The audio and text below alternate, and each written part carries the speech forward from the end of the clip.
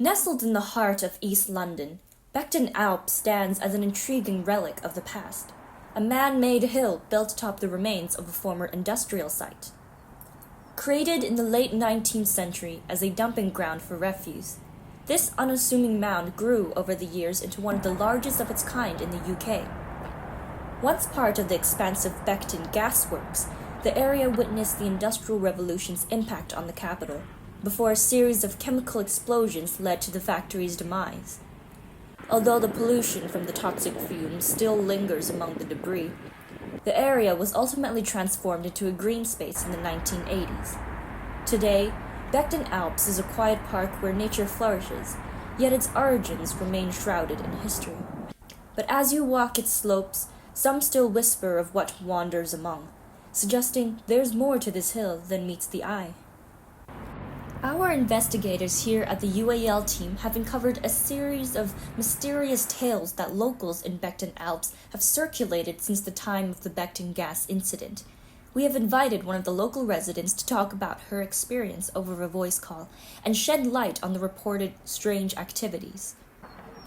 Hello, Miss Green. Thank you for joining us today. Could you please introduce yourself? Hi, my name is Charlotte Green. I was born and raised in East London, specifically in the Beckton Alps area, and I'm a teacher at the local primary school. Now, Miss Green, we believe that there have been stories or an urban legend of sorts originating from Beckton Alps since the incident of Beckton Gas Works in 1981. Could you please describe your experience with this phenomenon? Oh, yeah, sure. I know those stories pretty well. I practically grew up with them. I remember when I was a little girl, my parents always told me to stay away from the old abandoned factory because there was toxic gas in that area. I think they said it was because of the Beckton Gas Works explosions, but those happened a year before I was born, so all I knew was that it was dangerous to go there, and we were supposed to stay out of it. But then, at school, some of the kids started telling stories about the monster of the old factory. So, Miss Green, could you please tell us more about the legend of the old factory's monster? Yeah, it was pretty uncanny. And it wasn't just the kids at school, but the parents too. They would all talk about the mysterious monster who lived in the wreckage of the factory. An old schoolmate of mine once came into class after lunch, saying he saw the monster out at the back of the school building, and it stole his basketball. It's almost scary how the urban legend still lives, really. Just the other day, I heard my students going on about the monster of the old factory in my classroom, and I was shocked to think they had even heard the legend. Would you care to elaborate on how this monster of the old factory came to be? Well, the thing is, I did stop believing in the stories as I grew up, but then, as a teenager, I found out that the monster was an actual person. It wasn't something the adults just made up to scare us into bed at night. There was actually a man living in the abandoned factory. And at some point, I think my uncle was the one who told me this. He said that the man was the one and only survivor of the Beckton explosions. But all the radiation and pollution caused him to lose his mind until he was barely human anymore. So, the monster of the old factory was really just a mentally unstable man living in the wreckage. Well, yeah. But then there's the mystery of how he even survived in the first place. There were at least a dozen explosions that went off across the entire expanse of the factory, and everyone within that radius either died during the incident or passed away later in hospital due to the toxic chemicals. So, really, the idea that this one man survived all of that is just terrifying.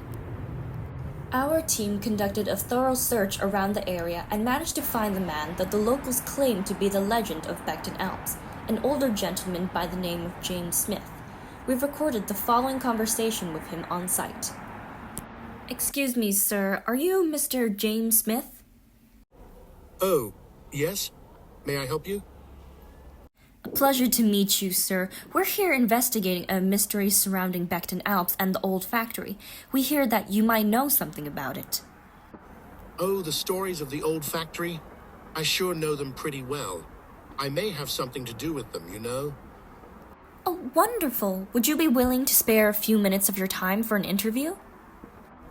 Sure, no problem at all. Not as though I have much else to do, eh? So, Mr. Smith, we've asked around with the locals and they all seem to be aware of the phenomenon known as the monster of the old factory. However, we've discovered that those stories are based on you, the sole survivor of the Great Beckton Gas Works incident of 1981. Would you care to comment on being an urban legend of the area? Well, legend is a rather big word, innit? Honestly, I hadn't known people were telling stories about me until I accidentally scared off a couple of schoolboys once while scavenging around the alley. It wasn't long after the incident then, but I do remember them screaming something about a monster while running off. People will say the most bonkers things, honestly.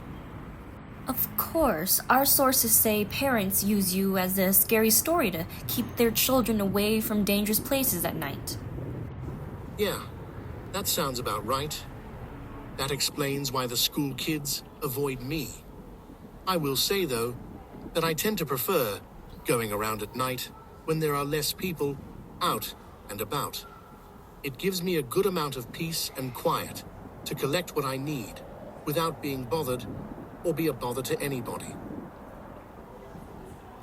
Yes, well, that's part of the legend, isn't it? He who only comes out at night? Speaking of which, while our team has managed to debunk the mysteries of who the monster of the old factory is, there's still one question that remains.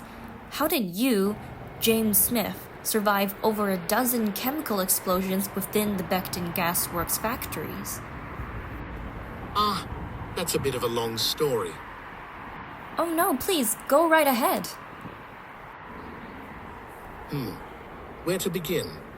Well, as people rightfully assumed, I was a worker at the old Beckton factory back then. As part of our contract, all of us were given residence in a living complex not too far away from the main factory site. So, my family and I were all staying there at the time. Now, on that particular day of the incident, I actually wasn't home. I had requested a day off to visit an old friend of mine who lived down by the coast in Brighton. So my wife and son were back home when I left town for the weekend. I didn't hear about anything that went on in London until I got back the Monday morning after. And that's when I heard the news. By then, it was too late. My family was gone, my house, my job, all of it. We're so sorry for your loss, Mr. Smith. Oh, no, please. It's been over 40 years. Should have been forgotten by now. But I always seem to remember it so clearly.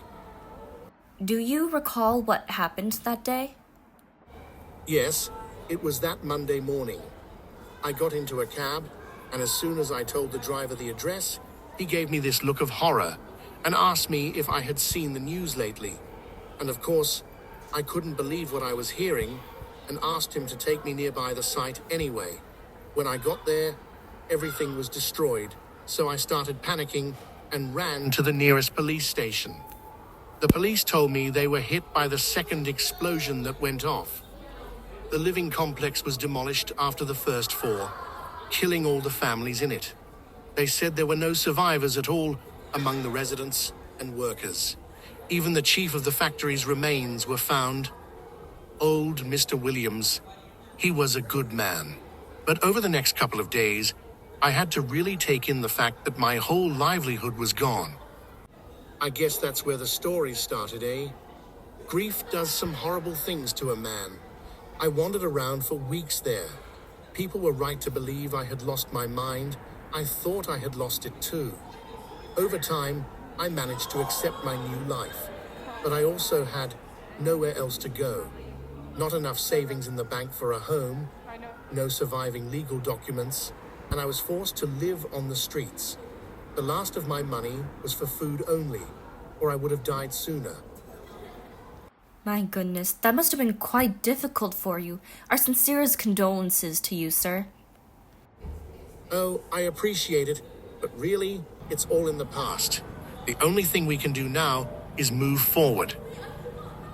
Yes, of course. Well, thank you so much for your time today, Mr. Smith. This has been a truly eye-opening story.